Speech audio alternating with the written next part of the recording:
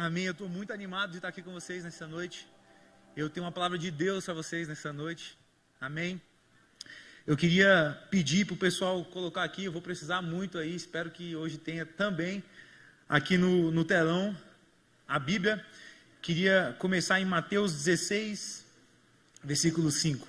Mateus 16, versículo 5. Maravilha, está lá já. Antes da gente ler, eu estava com uma impressão no espírito. Não sei se é uma impressão, se é alguma coisa, uma palavra profética de fato. Queria perguntar, tem alguém aqui que se chama Gisele? Tem alguém que se chama Gisele aqui? Não? Não? Viagem então. Botou aí, vamos ler? Quando estão animados, digam amém. Eu estou animado. Diga amém. Eu estou animado. Vou deixar aqui, espero que não tenha problema.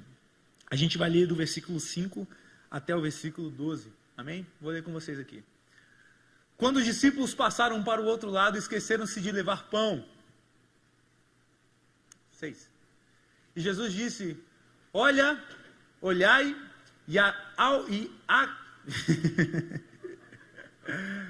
Eu tenho muita dificuldade com essas palavras diferentes. Olhai e... Ei, volta. Eu nem li.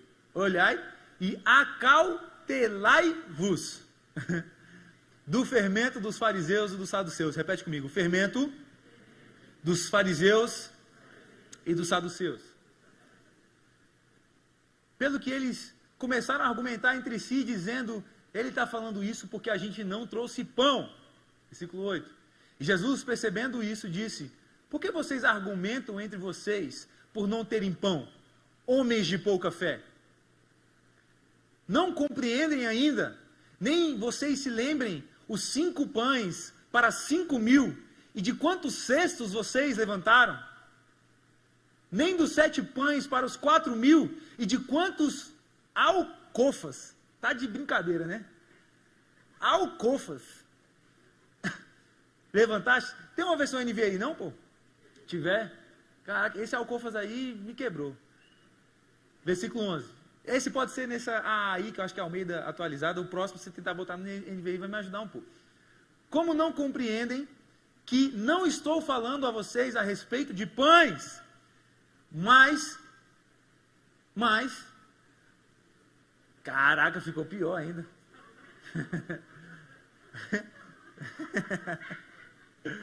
Mas que vós guardasseis, se guardarem, tomem cuidado com o fermento dos fariseus e dos saduceus. Último versículo. Então compreenderam que não dissera que se guardassem o fermento do pão, mas da doutrina dos fariseus. Feche seus olhos comigo. Pai, muito obrigado nessa noite, porque o teu Espírito, ele está aqui. Aonde teu Espírito está, ali existe liberdade. Hoje, Pai, clamamos por uma liberdade nesse lugar. Espírito Santo, que o Senhor se mova nesse lugar, que o Senhor coloque as palavras certas na minha boca nesse lugar. Hoje os nossos corações, eles estão abertos. Espírito Santo, assim como o Senhor ministrou no meu coração, assim como o Senhor marcou o meu coração com essa mensagem, hoje eu declaro que esse efeito que aconteça de novo nessa noite. Hoje, Espírito Santo, te damos graças, porque sabemos que o Senhor está conosco, em nome de Jesus. E a igreja diz: amém, amém, amém. Essa hoje é uma mensagem, quase como aquele comida substância. Quem gosta de carne aí? A Bíblia fala que quando a gente é novo na fé, a gente tem leite, né? A gente tem uma comida fácil de ser comida. Existem algumas palavras que Deus nos entrega que é como se fosse uma carne assim, como se fosse aquela carne, aquela costela de gaúcha, que você tem que preparar ela, que você tem que preparar o fogo, que você tem que botar no forno e ficar ali 6, 7, 8 horas, né? Eita, que bênção! 7 horas ali, ou eu fiz um frango essa semana, que eu deixei o frango 24 horas marinando ali no molho todo. Eu sinto que hoje essa é uma palavra de Deus, que é uma palavra um pouco mais assim, de substância. E eu creio que eu estou falando para o público certo, amém? O contexto do texto que a gente acabou de ler é quando Jesus ele acaba de fazer 2 milagres de multiplicação de pães e peixes. Ele pega poucos pães e poucos peixes e diante de uma situação de fome, ele multiplica aquilo e ele fala para os discípulos darem às pessoas de comer. Assim que ele sai do segundo milagre, eles entram no barco, estão atravessando ali no barco, e Jesus começa a ensinar a eles a respeito de uma realidade superior. Jesus começa a entregar a eles chaves a respeito de um reino sobrenatural. E ele começa a falar, olha, tem um fermento que vocês têm que ter cuidado. O fermento é uma coisa muito pequena. O fermento é uma coisa que ela numa receita de bolo, vamos dizer assim, ela é uma coisa pequena, é uma quantidade é muito menor, comparada com a farinha de trigo que leva, comparada com os ovos que levam. Mas apesar de ser pequeno, o fermento tem um poder de levedar e fazer uma transformação em toda a massa que você está cozinhando. E Jesus está falando, olha, existem 2 coisas, 2 fermentos, que vocês têm que ter muito cuidado. Eles podem começar e parecer coisas muito pequenas, mas se vocês não tomarem cuidado, eles vão tomar conta de toda a massa. E ali ele vai falar a respeito dos 2 fermentos. O fermento, repete comigo, dos fariseus, e o fermento, repete comigo, dos saduceus. Quem eram os fariseus? Os fariseus na época eram a classe religiosa. Os fariseus na época eram a classe dos mestres da lei. Os fariseus, eles eram os escribas. E se você for ver na Bíblia, os fariseus eram também a classe que representava muito da hipocrisia. Porque eles colocavam sobre as pessoas um fardo que nem eles mesmos conseguiam suportar.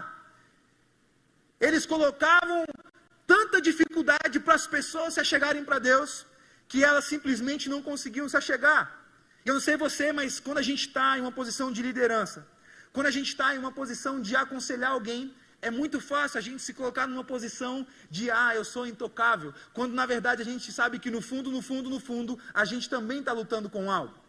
É muito fácil alguém chegar para você e falar assim, olha, eu estou com um problema de pornografia, eu não sei o que fazer. É muito fácil você se colocar numa posição de alguém que está querendo aconselhar e dizendo, você se converte, né? Dá um grito, dá um bufetão, quando na verdade a gente sabe que muitas vezes essa é uma luta que nós mesmos estamos batalhando. Os fariseus, o fermento dos fariseus é um fermento de religiosidade, é um fermento de hipocrisia. E o negócio da hipocrisia é que ela começa pequena, mas se você não tomar conta, ela toma toda a sua vida. E a religiosidade, ela mostra o seu zelo pelo Senhor, o seu zelo pela justiça, em quão firme ela é no julgamento do erro de alguém. Eu vou repetir. A religiosidade quer demonstrar o seu zelo por Deus, em quão ela é severa no seu julgamento por o erro de alguém. Quando aquela mulher foi pega em adultério, vieram ali várias pessoas com várias pedras para atacar nela, porque ali estava um erro. E para eles querem afirmar o zelo deles por Deus, o zelo deles pela lei de Deus, eles queriam trazer uma punição severa sobre o julgamento. Quando estão comigo aqui, digam amém. A gente tem que ter cuidado com esse tipo de fermento, porque esse tipo de fermento faz com que a gente muitas vezes queira tacar pedras nas pessoas, onde Jesus não está condenando. É muito fácil a gente tomar essa posição, de querer mostrar para as pessoas, eu sou massa, porque eu odeio o Bolsonaro. Ou eu sou massa, porque eu odeio o Lula. O fermento da religiosidade, ele é mostrado no seu ódio a alguma coisa. E eu quero dizer para vocês que o reino de Deus, ele não é um reino de ódio. O reino de Deus é um reino de amor. Quando estão comigo aqui, digam amém. O segundo fermento é o fermento dos saduceus. Os saduceus, na época, eram a classe política. Eram a classe dos políticos. era representado por Pilatos, Herodes. E o fermento político é o fermento, em primeiro lugar, da manipulação. É o fermento da boa imagem. É o fermento da reputação. É o fermento do como eu estou sendo visto. Sabe, a política é isso. Se uma pessoa ela está bem, eu me associo a ela. Mas no momento que ela comete um erro, no momento que eu pego o benefício que eu queria ter dela, eu me aparto dela. Você vê isso na política a cada 4 anos, nas eleições, as pessoas se unindo, que você fala assim, meu irmão, como é que essas pessoas estão se unindo? Você não entende nada. É tipo assim, se você vai me trazer algum benefício, eu me uno a você. O fermento dos saduceus, ele representa você querer fazer algo para agradar o povo. Ele representa você agir de forma a preservar a sua imagem diante do povo. Coloca para mim aí, por favor, no telão, João capítulo 19, versículo 12. João 19, versículo 12. Pilatos está ali. E Pilatos, ele olha para Jesus e ele reconhece que Jesus era um homem íntegro. Ele reconhece que Jesus ele era um homem que não tinha pecado. E daí ele quer encontrar alguma forma de livrar Jesus e ele se depara nessa situação. Pode colocar, pode colocar. Quando eu pedir, pode colocar e pode deixar, que aí a gente vai vendo. E aí, diante de Pilatos, ele procurava soltá-lo. Mas os judeus começaram a clamar e dizer, se você soltar ele, você não é amigo de César. E todo aquele que se faz rei é contra César. O fermento dos saduceus é o fermento da associação. Se você fizer isso, é porque você não é nosso amigo. Se você deixar de fazer isso, é porque você deixou de ser o nosso amigo. A gente tem que ter muito cuidado com o fermento dos saduceus. A gente tem que ter muito cuidado com esse tipo de coisa. Como a gente manipula, e muitas vezes a manipulação, assim como a gente leu nesse texto, ela vem por meio de uma acusação. Ela vem por meio de uma crítica pesada.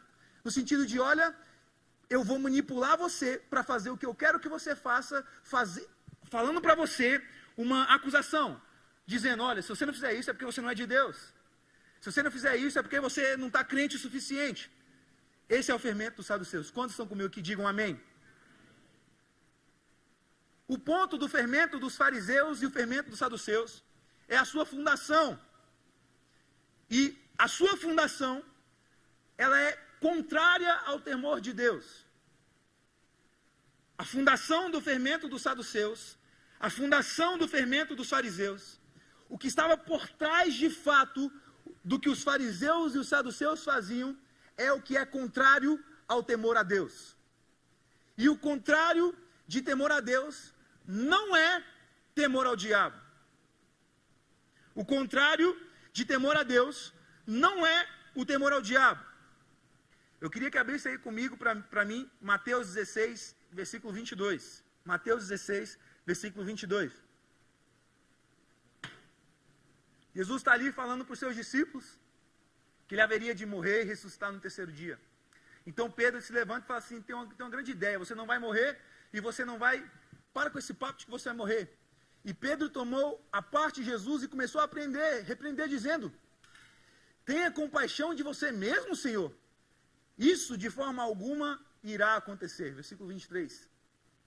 Ele, porém, voltando-se, disse a Pedro, para trás de mim, Satanás, que isso me serve de escândalo, porque você não está pensando os pensamentos de Deus, mas sim os pensamentos do diabo. Vou repetir um pouco. Para trás de mim, Satanás, porque você não está tendo os pensamentos de Deus, mas os pensamentos do homem. O contrário de temor a Deus se chama temor dos homens. O verdadeiro satanismo, o que é verdadeiro diabólico, não é você colocar o diabo no centro, mas é você colocar o homem no centro. Você está tendo pensamentos contrários aos pensamentos de Deus, não quando você coloca os seus pensamentos nas coisas satânicas, não, mas quando você coloca o homem no centro. A base do fermento dos fariseus e dos saduceus é o temor dos homens. Ou você teme a Deus, ou você teme os homens. Jesus estava falando com seus discípulos, prestem atenção. Tenham cuidado com o temor dos homens. Tenham cuidado com a opinião pública. Porque os saduceus, sabendo, por exemplo, que o homem era justo, Pilatos reconheceu que Jesus era justo.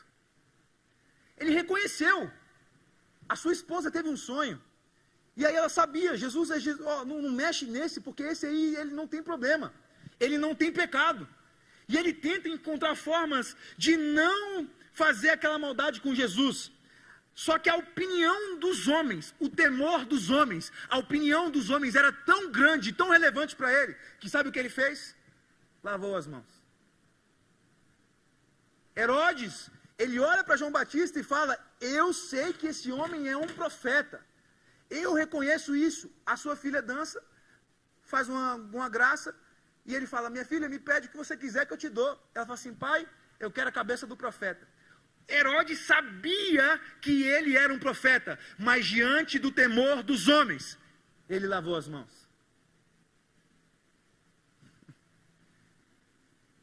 O temor dos homens é quando você se preocupa mais com a opinião dos homens do que a opinião do Deus que você serve quando você vai fazer alguma coisa. O temor dos homens consiste em uma preocupação exacerbada do que os outros vão pensar ao seu respeito, e não o que Deus vai pensar ao seu respeito. O temor dos homens é um apetite insaciável pelos seus aplausos, quando na verdade nós fomos chamados para termos os aplausos de Deus.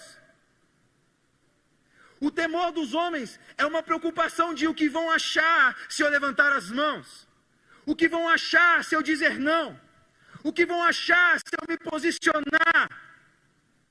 Quando você se preocupa mais com a opinião das pessoas que estão ao seu redor, você não está se movendo em temor a Deus, você está se movendo em temor dos homens.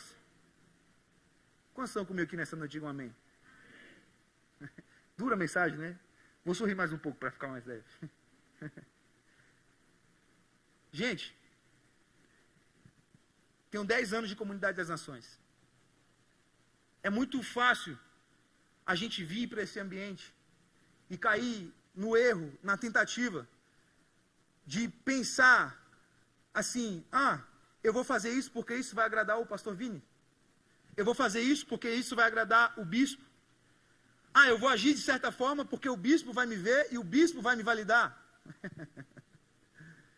Eu vou fazer de certa forma porque o líder do louvor vai me ver e ele vai me dar uma posição no louvor.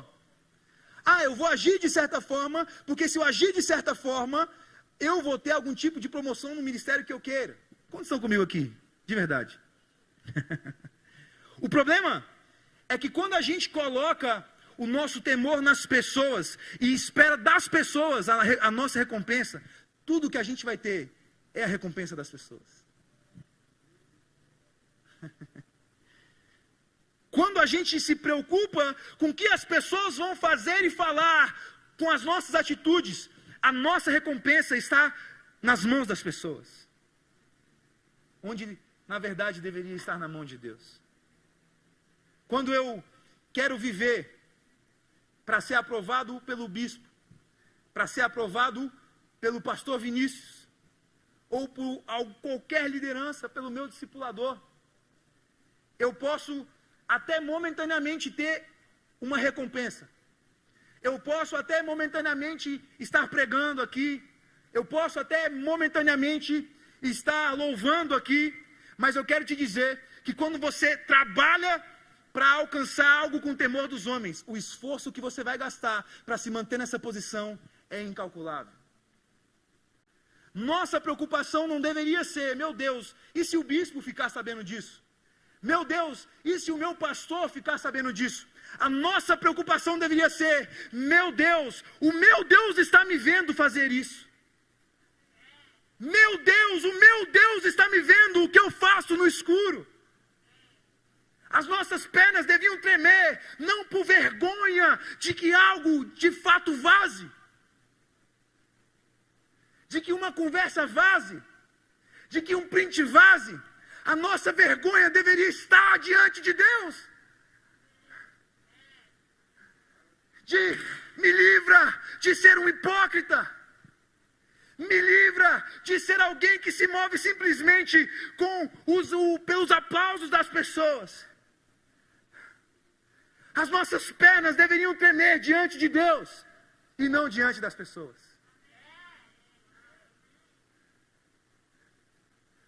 Quando você faz qualquer pessoa pensando, o que meu pai vai achar disso? O que minha mãe vai achar disso? O que minha esposa vai achar disso? O que o meu amigo vai achar disso? Você não está se movendo com temor a Deus. Você está se movendo com temor dos homens.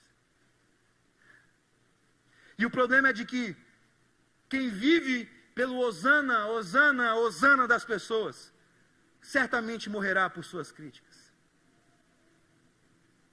Quantos estão comigo aqui nessa noite, digam amém.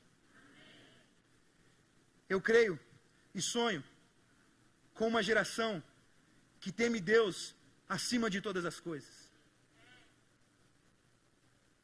Eu creio numa geração que obedece muitas vezes o seu pastor, a sua mãe, o seu pai, com o mesmo nível de preocupação, como se fosse Deus.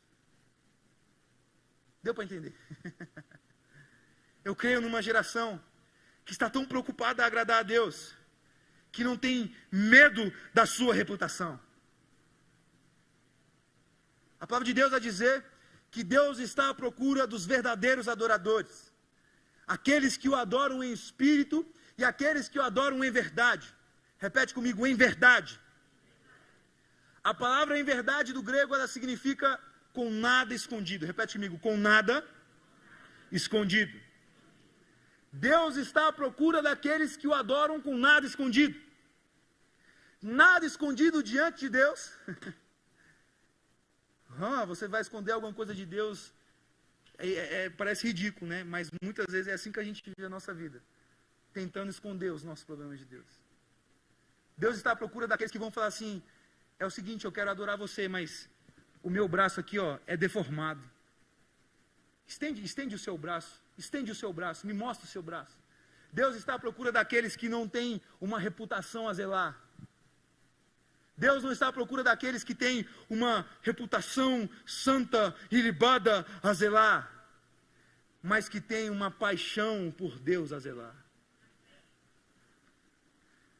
E quando você adora a Deus, o seu ato de adoração, muitas vezes, ele é público. Aqui estávamos hoje adorando a Deus, e se qualquer pessoa visse aqui na frente, iria me ver levantando as mãos. Porque o nosso ato de adoração muitas vezes é público. Eu quero te dizer que Deus nos chamou para adorar a Ele com nada escondido diante dEle, sim, mas diante das pessoas também. É hora da gente tirar as nossas capas, da gente tirar as nossas faixas que escondem as nossas hemorragias. As pessoas não estão procurando por adoradores perfeitos. As pessoas estão procurando por adoradores verdadeiros. Você adorar a Deus com nada escondido é você se chegar a Deus com todas as suas debilidades, com todas as suas deformidades, e dizer, Deus, e todos vocês, eu tenho um problema sim, talvez. Eu tenho uma debilidade sim, eu tenho uma deformidade sim, mas quer saber de uma coisa? No meio de todas as minhas coisas, eu não decidi ser fiel aos meus problemas, mas ser fiel à minha adoração a Deus.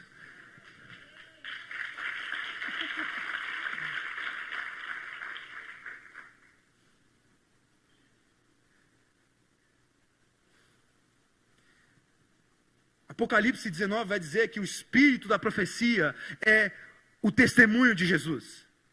Repete comigo, o espírito da profecia é o testemunho de Jesus. Profecia, algo que diz a respeito do futuro.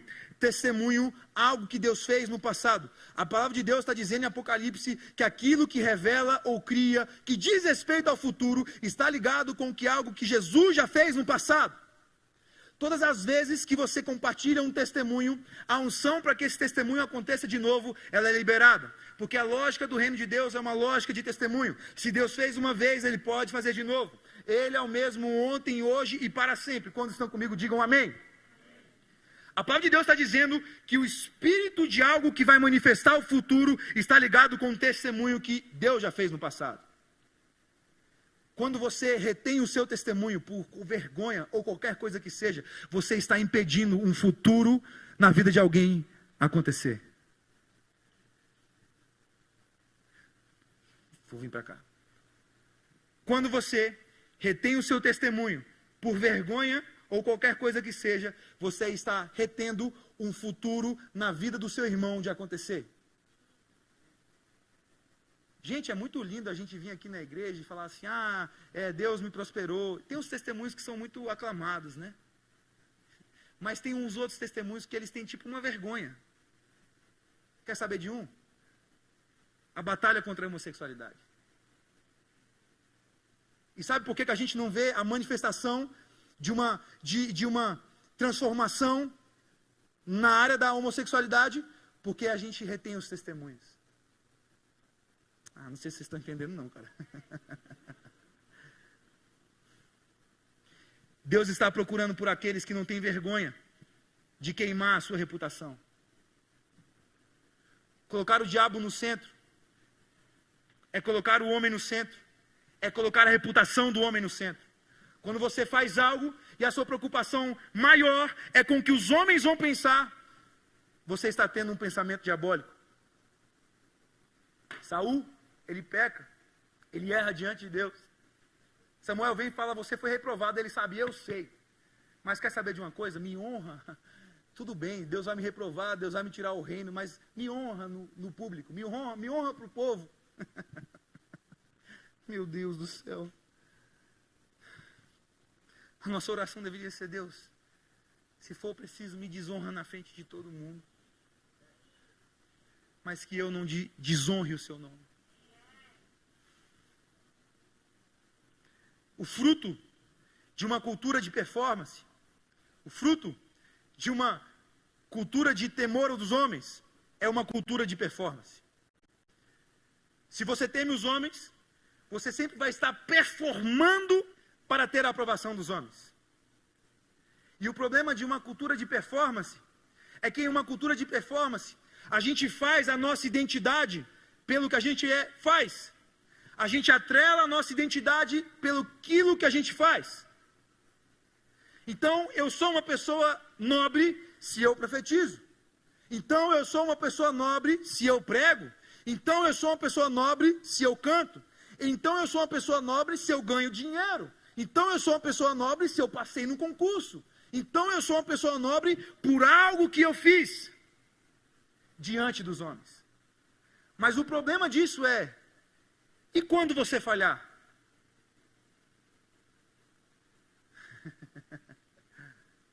E quando você desafinar? E quando você tropeçar? E quando você perder o emprego? E quando você for reprovado? Se você atrela a sua identidade ao que você faz, a sua performance, certamente quando você falhar, você vai se sentir uma falha. Vocês estão comigo aqui nessa noite? Mesmo, vocês estão comigo mesmo aqui? Eu quero dizer para você que de fato você vai falhar. De fato você vai tropeçar. Abre para mim a Bíblia em Lucas 22, versículo 31. Lucas 22 e versículo 31. Jesus está ali no final da Santa Ceia e diz assim a Pedro, Pedro, Satanás acabou de me pedir para peneirar você como trigo. Mas eu orei por você. E eu orei para que a sua fé não desfaleça. Repete comigo, para que a minha fé não fale. E tu, quando se converter, vai e fortalece os irmãos. Esse texto, ele tem mexido muito comigo. Porque esse texto, Jesus ele fala assim para Pedro, eu orei, Satanás veio me pedir você, eu orei para que a sua fé não falhe. E quando você se converter, meu Deus, Pedro andou sobre as águas, Pedro curou enfermos, Pedro ficou 3 anos com Jesus, e ainda assim Jesus falou, quando você se converter,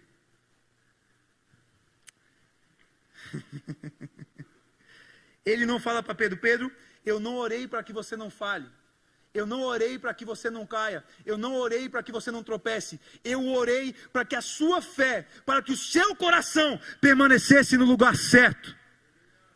Eu orei para que no meio de todas as coisas que acontecerem, das suas falhas, dos seus tropeços, das suas negações ao meu nome, que aquilo que eu coloquei dentro de você, que o temor por mim, que o temor, a paixão por mim, essa não falhe. E eu quero dizer também, que de fato você vai acertar muito, você vai falhar, mas você vai acertar muito também. Atos 12, versículo 21. Atos 12, versículo 21.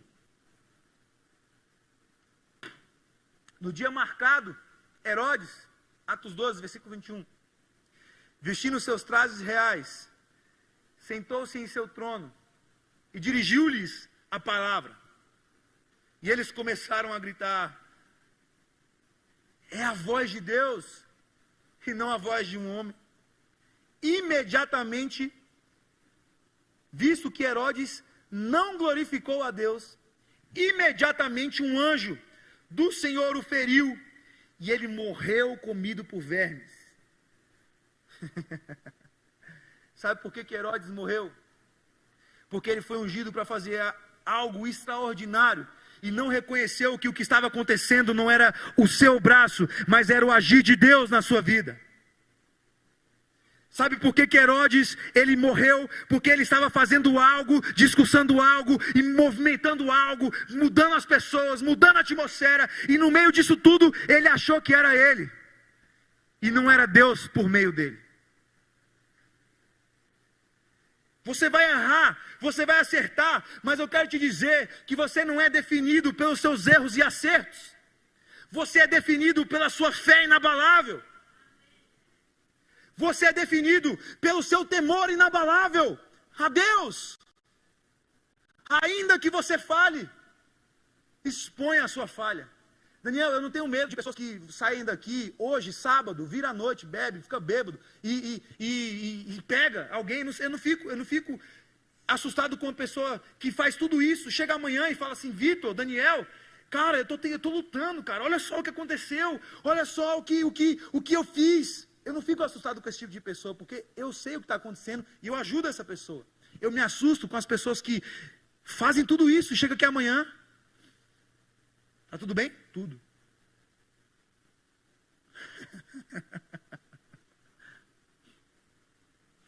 Está tudo bem mesmo?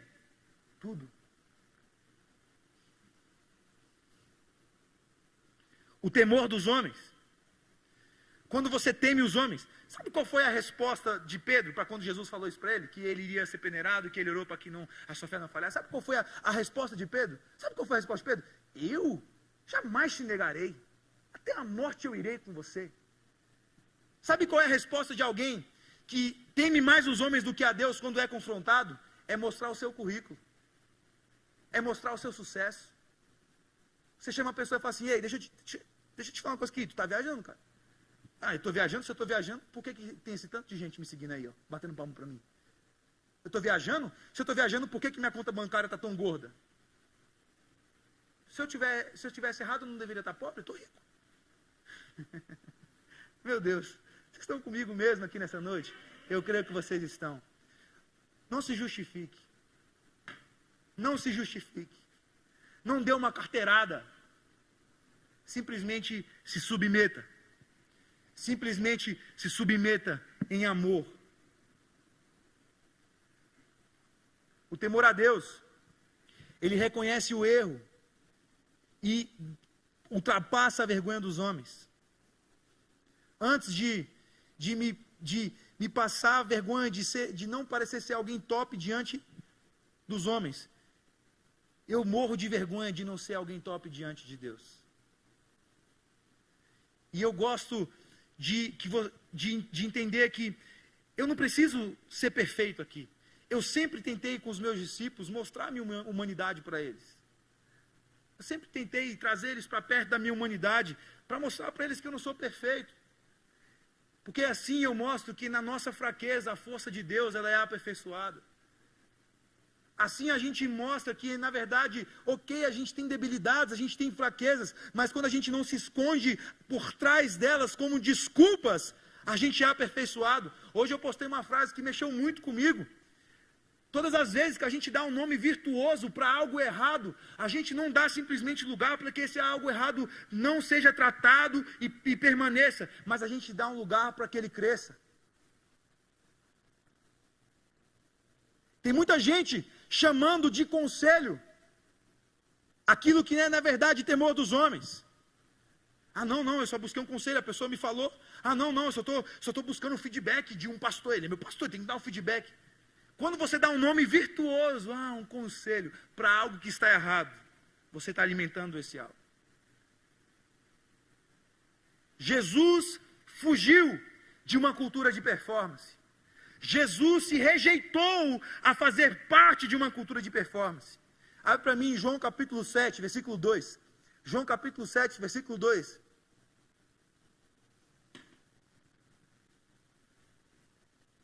Mas ao se aproximar da festa judaica, as cabanas, os irmãos de Jesus lhes disseram. Apareceu aí? João 7, 2. João 7, 2. Ao aproximar-se da festa judaica, das cabanas, os irmãos de Jesus lhe disseram. Amém? Vamos dar um salve de palmas para Jesus, que é maravilhoso. Acho que não vai aparecer, né? João capítulo 7, versículo 2. Ok. E disseram a Jesus, você deve sair daqui e ir para a Judeia, para que os seus discípulos possam ver as obras que você faz. Jesus, ninguém que quer ser reconhecido publicamente age em segredo. Visto que ainda está fazendo essas coisas, Jesus vá, mostre-se ao mundo, pois nem os seus irmãos criam nele. Então Jesus lhes disse, para mim ainda não chegou o tempo certo. Já para vocês, qualquer tempo é tempo certo. O mundo não pode odiá-los, mas a mim odeia, porque dou testemunho do que ele faz e é mal. Os discípulos chegam para Jesus e falam assim, Jesus, é o seguinte, ninguém que quer ser famoso, ninguém que quer ser reconhecido, ninguém que quer ter influência, relevância, vou usar as palavras bonitas do momento, influência, relevância, o que mais aí? Ninguém que quer fazer isso, Jesus, age em segredo. Vai ter a festa das cabanas, vamos lá, o que você faz para a gente, faz lá. E aí a Bíblia fala, eles falaram isso para Jesus porque eles nem acreditaram em Jesus. Eles não acreditavam em Jesus. A Bíblia fala que eles falaram isso para Jesus porque eles não acreditavam em Jesus. E aí Jesus fala assim, olha só, para vocês qualquer tempo é tempo, não chegou o meu tempo. Para vocês qualquer tempo é tempo certo, mas o meu tempo certo ainda não chegou. Eu quero dizer para vocês que a gente tem que ter um pouco de cuidado com esse discurso do digital, hoje, do marketing digital, está em voga, olha a minha palavra que eu usei. Está na moda. Não, começa a criar conteúdo. Vira um criador de conteúdo. Né? Cria conteúdo. Vai, abre o seu Instagram. O que você fala? Cria conteúdo. Não é isso mesmo? Vocês são bombardeados por isso ou sou só eu? Cria conteúdo. Se mostra ao mundo. Seja relevante. Se você não criar, você não vai ser relevante. Cria conteúdo. Aí eu entrei nessa. Eu falei assim, cara, beleza, vou criar conteúdo. E comecei a criar conteúdo.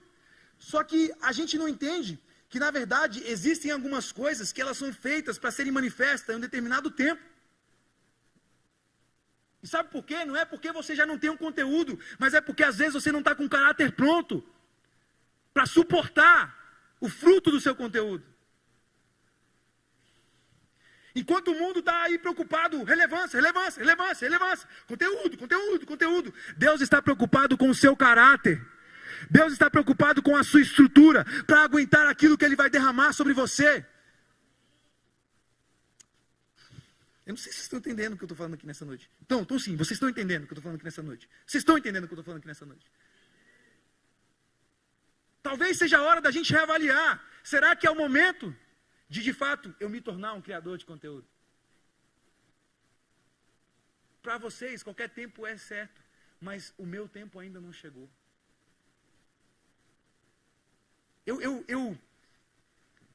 Eu fico assustado com as pessoas que olham o fruto. Entenda que Jesus, ele nunca repreendeu ninguém de querer ser grande.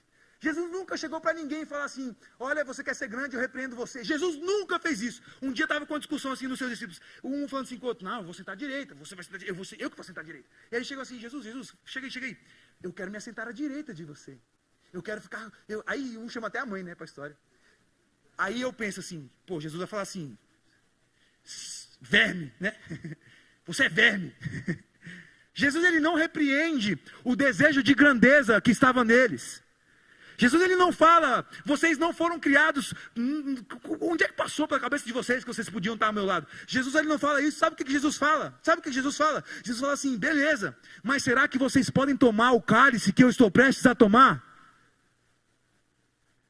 Você quer ser grande, você quer ser influente, você quer falar para multidões, você quer ter milhares de seguidores, maravilha, que desejo nobre você teve, você quer um episcopado, que maravilha, mas será que você consegue ver que a mesma medida que é uma maravilha, existe um cálice a ser tomado também? Que a mesma medida que a gente está aqui, o José cantando para centenas de pessoas, você entende que é um cálice que ele tem que tomar também? Um cálice, sabe de quê? De temor a Deus.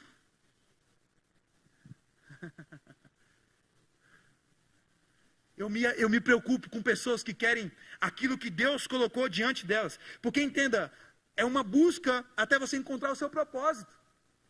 Você encontrar o seu conteúdo. Para que eu fui? Qual o conteúdo que eu fui chamado para criar? É uma busca, tudo isso é uma busca. Mas aí você encontra o que você é apaixonado. Sabe, uma grande dica de você descobrir o que é o seu propósito é o que você gosta de fazer no seu momento de descanso. Quando você não tem que fazer nada, você está descansando, o que é que você faz? O que é que você lê? O que é que você estuda? Isso é uma grande dica do que é o seu propósito. Mas quando você entende o seu propósito, quando você entende qual é a palavra profética que vai guiar e manifestar através da sua vida, é uma coisa maravilhosa. Mas você tem que entender também qual é o tempo certo de você manifestar isso. Discernir os tempos. Tem muita gente com um propósito, palavra certa, querendo adiantar e trazer para agora.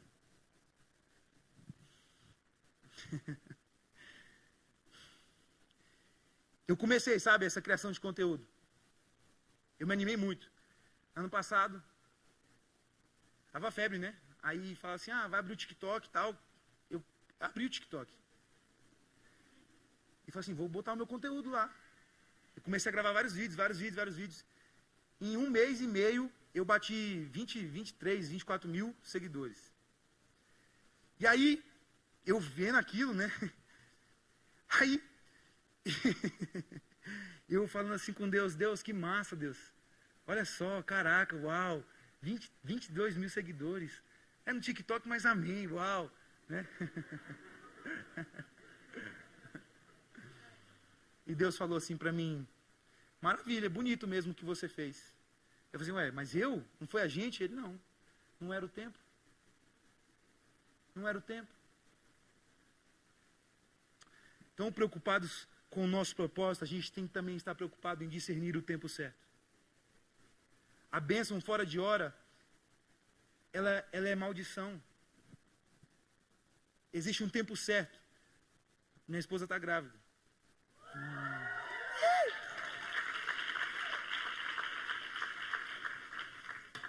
Existe um tempo certo para o bebê nascer. Se ele vem antes é prematuro, é complicado, é arriscado. Se ele vem depois, ele é pós-maturo.